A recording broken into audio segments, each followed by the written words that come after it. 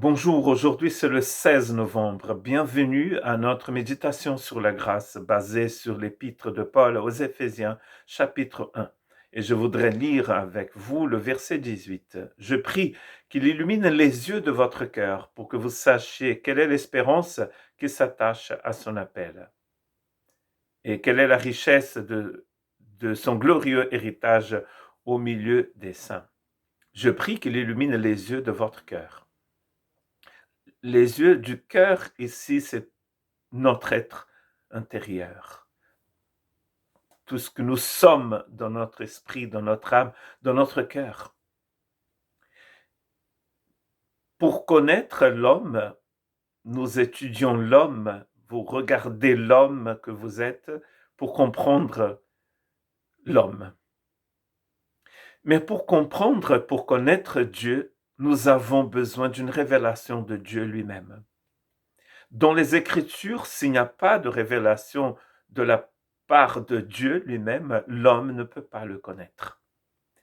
Voilà pourquoi Paul ici prie pour les chrétiens d'Éphèse, prie pour que le Saint-Esprit puisse illuminer leur cœur, ou illuminer les yeux de leur cœur.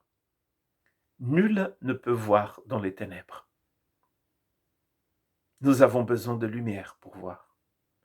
Nos yeux, les yeux de notre corps, ont besoin de lumière pour voir. Mais les yeux de notre cœur aussi ont besoin de lumière. Et la lumière du soleil ne suffit pas. Ni la lumière produite par l'être humain ne suffit pas. Il nous faut une autre lumière, la lumière divine. Je voudrais lire avec vous quelques versets dans le Nouveau Testament qui vont nous aider à comprendre mieux de quoi il s'agit ici. Et d'abord, c'est dans Romains chapitre 1, verset 21. « Puisque tout en connaissant Dieu, ils ne lui ont pas donné la gloire qu'il méritait en tant que Dieu et ne lui ont pas montré de reconnaissance. Au contraire, ils se sont égarés dans leur raisonnement et leur cœur sans intelligence a été plongé dans les ténèbres. » Le cœur plongé dans les ténèbres. Et comme nous venons de dire, comme je viens de vous dire, nul ne peut voir dans les ténèbres. Cette connaissance de Dieu ici n'est pas la même connaissance que nous retrouvons dans Éphésiens chapitre 1. Nous avons entendu parler d'eux. Nous avons rencontré peut-être des gens qui connaissaient Dieu. Mais la vraie connaissance de Dieu est celle qui vient quand les yeux de notre cœur sont ouverts.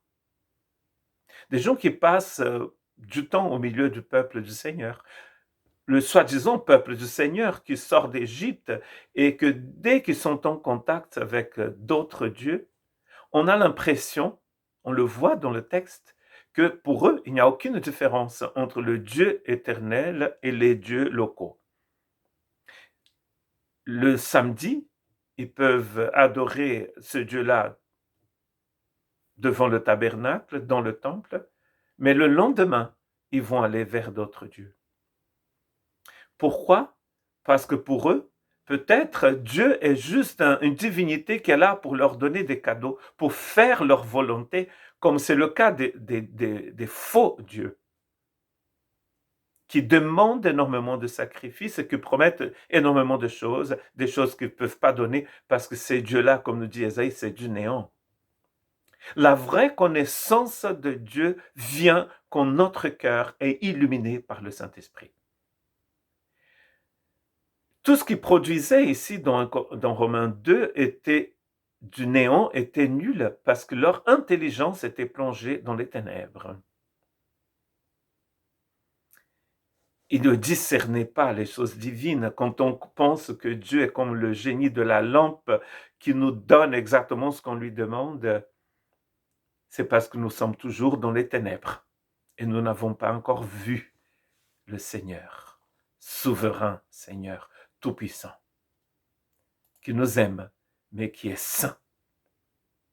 1 Corinthiens 2, verset 9. « Mais comme il est écrit, ce que l'œil n'a pas vu, ce que l'oreille n'a pas entendu, ce qui n'est pas monté au cœur de l'homme, Dieu a préparé pour ceux qui l'aiment.